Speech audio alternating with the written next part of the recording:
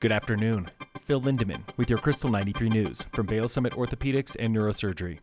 Copper Mountain is reeling from the after-dark deaths of two Illinois teenagers in town for spring break. The two males, ages 17 and 18, were sledding tandem down the main vein superpipe when they launched off a snowbank at the bottom and crashed onto hard-packed snow. Both teenagers died on scene. They have not been identified. That snowbank at the base of the pipe is at least 20 feet tall. The pipe was closed. Sledding is never allowed on ski slopes. In 2020, an 83-year-old man died at the Snowmass Superpipe after skiing off the deck and crashing onto the bottom. This winter is one of the deadliest in a decade for Colorado backcountry skiers after a pair of avalanche fatalities this weekend. One skier was killed yesterday near Aspen Highlands at Maroon Bowl. Another died Friday near Marble at Rapid Creek. That slide injured two others. Both slides were catastrophically large, running up to 2,400 vertical feet. Imagine snow ripping down from the summit of Peak 8 at Breckenridge to just below the bottom of Six Chair. 9 people have died in slides this winter. 12 were killed 2 seasons ago.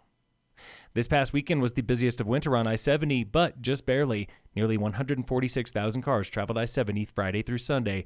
That's just 100 more than the previous high mark in late February. This weekend was 14% busier than last week, but 7% slower than the same weekend last year, which was a monster. It was the 4th busiest winter weekend in history at the tunnels.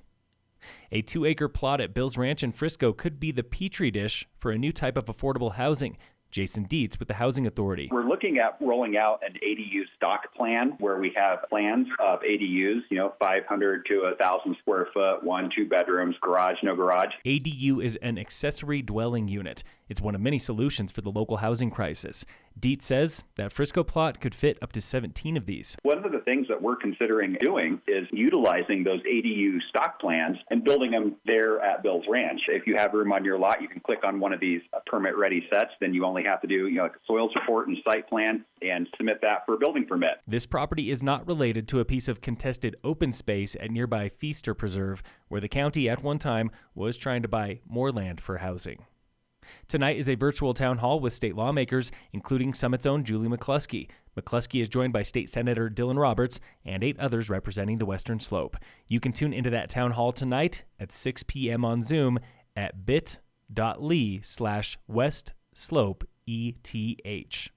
Tomorrow in Silverthorne is soft opening for the Art Spot Makerspace at 4th Street Crossing inside the old firehouse there. Town Manager Ryan Highland. It takes a while to retrofit a building and turn it into something new and exciting, but we are at that point. The very first class is beeswax candle making at 6:30 p.m. tomorrow from local artist Pamela Cherman. We had some high school students with Art Honor Society in there doing a mural on the floor recently, so it looks good. Those classes continue all week for adults and children. Get signed up at artspotsilverthorne.org. Grand opening is sometime this summer. In sports, the Avalanche play the Blackhawks tonight at 7.